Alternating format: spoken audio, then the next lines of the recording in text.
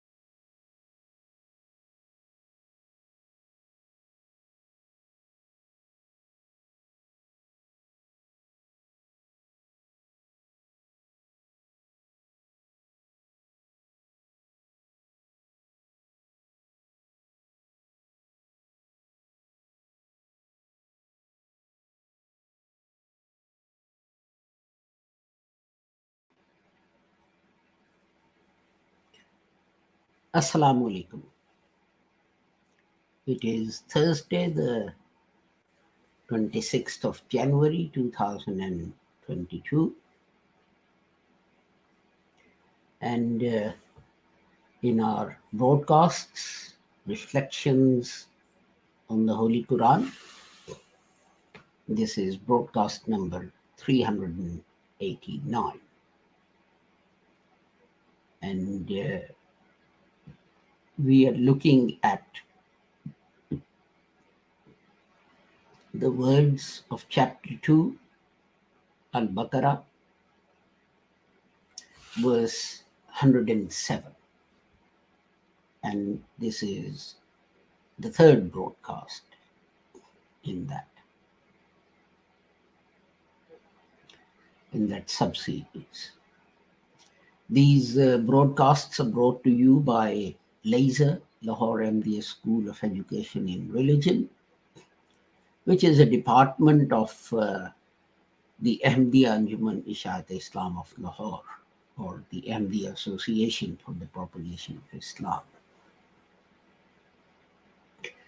The Ahmadiyya movement was established by Hazrat Mirza Ghulam Ahmad Sahib, Rahmatullah Alayh, and he taught us that although others say that prophets can come after the Holy Prophet Muhammad, this is incorrect, because the Holy Quran says that the Holy Prophet is Khatamun Nabiyyin, and the Holy Prophet explained that by saying, La Nabi Abadi, there is no prophet after me. So now, no prophet can come. This worried his companions, and they asked what will happen if Muslims need to reform or they need guidance. And the Holy Prophet said that God will raise reformers, mujaddideen, amongst the Muslims. And Hazrat Mirza Ghulam Ahmad Sahib claimed to be one such mujaddid. And there had been many in the 13 centuries that preceded him.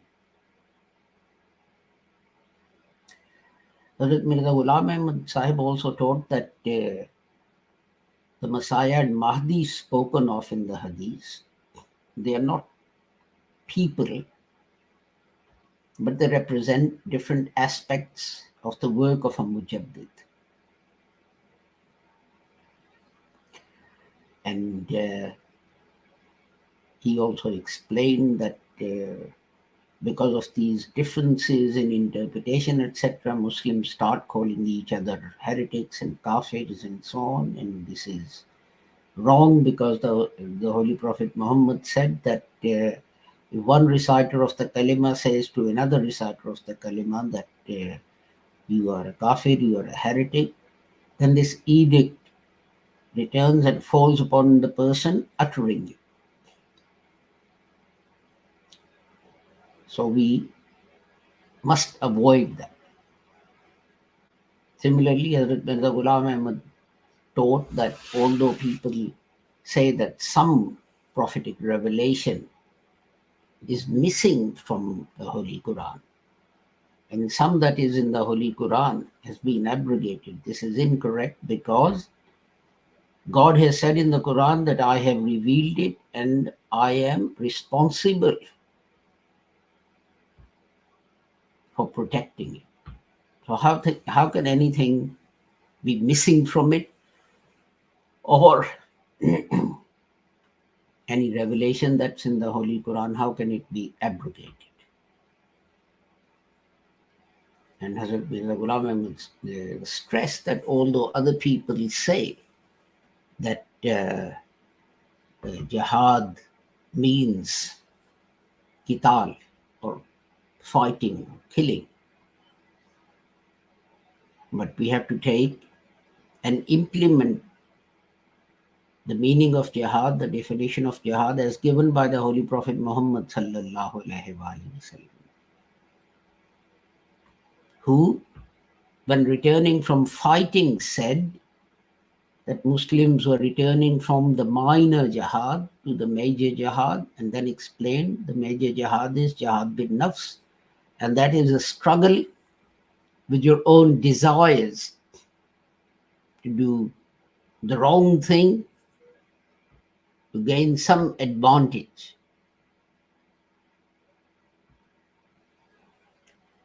So it's a duty of every Muslim to constantly conduct that jihad.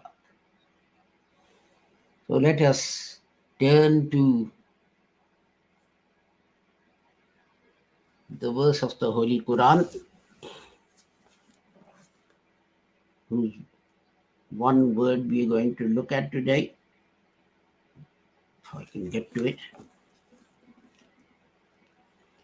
أعوذ بالله من الشيطان الرجيم بسم الله الرحمن الرحيم ألم تعلم أن الله له ملك السماوات والأرض وما لكم من دون الله من ولي ولا نصير.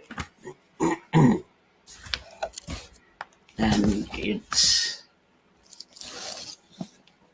English translation is,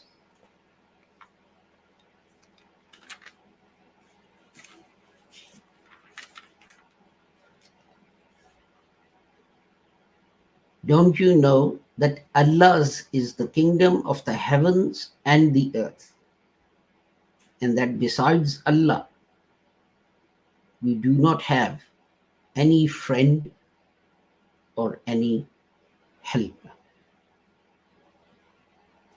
So today we are going to look at the word samawat.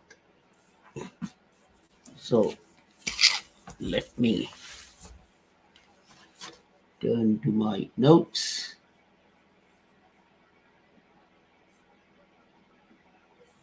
The root of the word is Seen Meme Vav, and we find that using these three letters, there are 6 different words in the Holy Quran, and in total they occur in the Holy Quran 381 times. 310 times as Sama, and 39 times as the noun Ism. And what else do we have? 21 times as Musamman, and 8 times as Samma, and then others once or twice. And one form of it means name, to name someone. Wa inni sammaytuha Maryam. We named her Mary.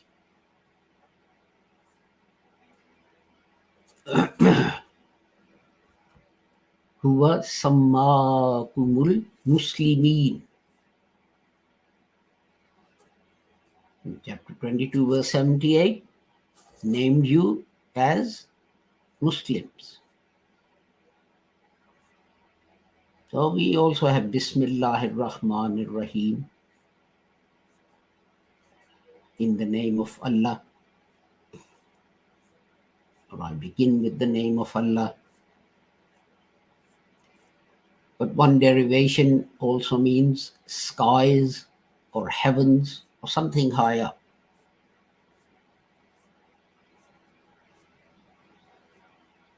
As in the verse that I recited, we have that. And don't you know that Allah is the master of the heavens and the earth?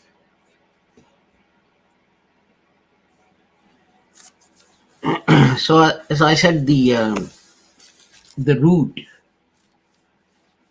is seen, meme, wow, and sama'an, it's plurally samawatan, and it means sky or heavens. In fact, this word applies to anything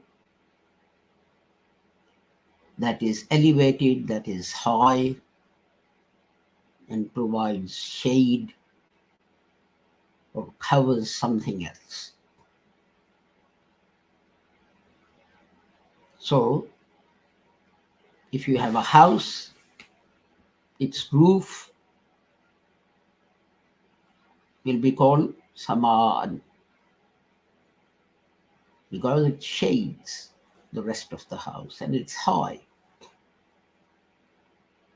compared to the rest of the house.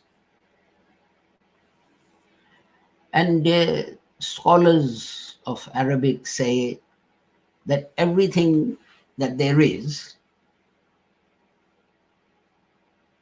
can be samaan with respect to some things and ardan with respect to other things. What they mean is that something can be lower than some things and higher than other things. For example, trees are called sama'an compared to the ground, because they're high above compared to the ground, but ardan compared to clouds, because they're lower than them. Now, one derivation we talked about is isman. And its basic meaning is that sign or something that you use to recognize something. So that takes us to a discussion of the verse of the Holy Quran, Allaman Adam al-Asma. God taught Adam all the names. Now, the point is this, you see, I don't know Chinese. And if someone was to teach me 500 nouns in Chinese, without telling me what they are, without showing me what they are, without telling me what their qualities are, and then I go to China and I encounter those things, because all I've done is commit to memory some words, I wouldn't know which word means car and which word means table and which word means lunch and so on. The point I'm making is that people just say that God taught Adam the names. But how does that benefit Adam? Unless Adam can recognize those things. And scholars have said that Adam wasn't just taught the name, but he was given the ability, the quality that he could recognize the shapes of things. He could recognize things from their attributes, from their qualities. And that is the thing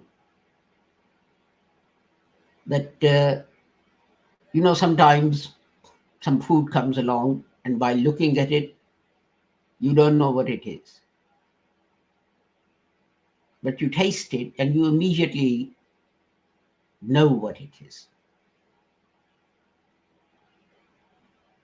Or, you notice a scent. And that allows you to differentiate which flower it is, or even which fruit it is that you're scenting. Is it rose? Is it something else? But that means that you need to possess the sense with which to be able to determine what it is. Teaching Adam names wasn't just, like the way we were taught times tables that, you had to commit them to memory. And if you couldn't answer a question within 1 second, you'd get a caning. But God gave Adam the ability. Yes, he might have actually physically taught him names as well, but he gave him abilities of sight, hearing, scent, touch, taste, so that by using any one of these, he could actually find out what it is. As I said, if there is a scent, he can tell what it belongs to, which flower it belongs to, and so on. Now, another way to look at this is that this concept of elevation and being low is physical. Yes, that's true. But it's also spiritual. Because we have two aspects of our lives, and one impacts on the other. And earth represents the low aspects, and Samaan represents the spiritual or higher aspects of behavior by a human being.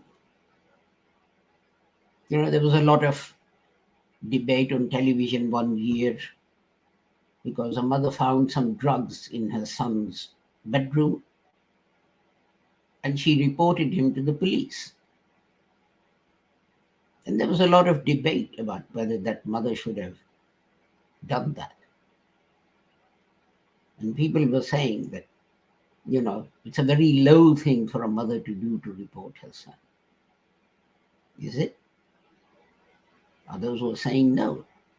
It shows a very high moral character on part of that woman that her son was doing something wrong, which apart from himself could damage other people around him. And she reported her son to the police to stop this happening. And what we do in one part of life affects physically and over time all other parts. You know, if you eat a lot of food that is full of cholesterol and so on, nothing might happen in 6 months or 6 years, but somewhere down the line you're going to get high cholesterol level because of all the fats you kept on consuming. And then that can lead to other things. Your arteries get blocked and you might have a stroke or a heart attack or whatever. So what we do, you know, when God says that your actions impact upon you, sometimes they impact immediately. If you try and run across a motorway, you might get hit by a car there and then. But it may be that you're hit by a car and then they manage to save your lives and you're disabled and in a wheelchair for the rest of your life.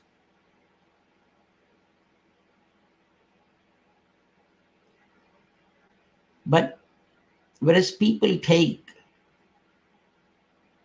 death to be ending of something, I always take it to beginning of something new. And the example we can use is that even in the West, a lot of women, when they find out they're pregnant, they stop smoking and they stop drinking. Because now we have scientific evidence that women who drink and smoke during pregnancy, when their children are born, their brains are smaller than the brains of the children whose mothers didn't smoke and drink. So here is an example. Here is an example of us doing something in this life. The birth of that child is another life that we have created. And that is impacted by what we've done in this life. So the same thing applies, I think, to the hereafter, as it's called. Because that is, in my view, the beginning of a new type, a new kind of life. And how that life starts depends in a large measure on what we do here. In a physical sense, it's easy to see. You know, footballers, they run around a lot because they have to run on the football pitch for the length of a football match. And they need to have, you know, sufficient strength so that they don't collapse after half an hour or so. Bodybuilders do weight training and so on and so forth. Look at any sport. You train yourself to cope with what is going to come. If you don't, then you suffer the consequences. And I think the use of Samavad and Ard is like a metaphor that yes, physically this this is there, but also spiritually. Like the example that I gave of this lady, would you say that her character, her morals were of a high order, Samavad? That when she found her son doing something that might harm him and might harm others and which is against the law, she reported him. Or would you say that her moral character was ard or of a low quality? That she is the mother, she is supposed to protect the son or her son and so on. And this was a debate that went on for weeks on television. In my view, her moral character was of a very high order because she did the right thing. And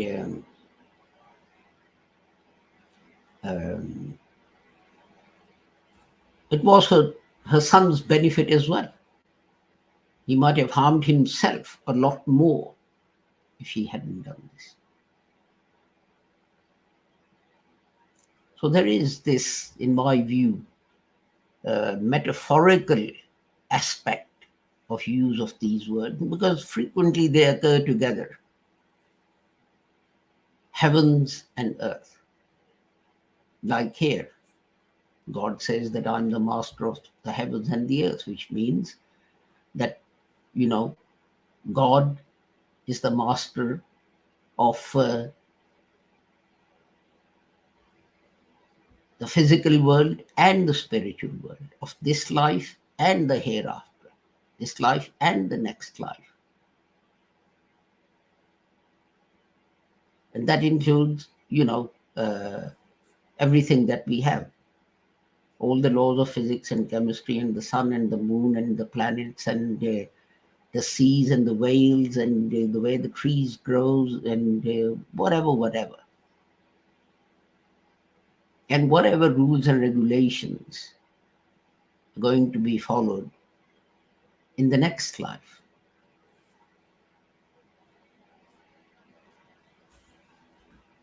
This is my own sort of interpretation of the thing.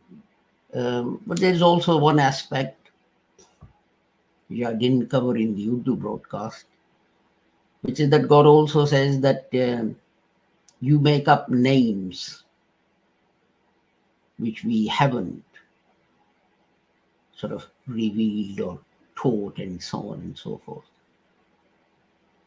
And I would suggest that these names and this verse is a warning to Muslims in particular, the whole of humanity, but Muslims in particular, who make the burial places of scholars and religious leaders and so on as places of worship. They go there and they pray to their graves, etc., etc. God didn't teach us these things. And God says that, you made these things up and you have no revelation to support the fact that these are the right things to do. I mean, there was a man who swore an oath on the Holy Quran to protect government officials and so on. And he then went and murdered the governor of Punjab. And where he is buried, that place has become a place of homage. People go there and they pray to his grave and all this kind of thing. And there are all manner of false miracles and stories attributed to his grave. And I find it odd that this man swore an oath on the Holy Quran that he'll uphold the law and he'll protect this man. And he broke that oath, so he was lying when he took that oath. And yet he's such a holy man that he'll intercede with Allah on our behalf. One good thing has come of it, and that is that his family now don't have to do any work. People go there and they donate money and they contribute millions of rupees and so on and so forth. And this is why I guess that his family concoct miracles and attribute them to this grave and so on. So, with that, I take my leave of you with the prayer that whoever you are and wherever you may be, may Allah keep all of you safe and sound and free from harm. Assalamu alaikum, Khuda Hafiz, and goodbye.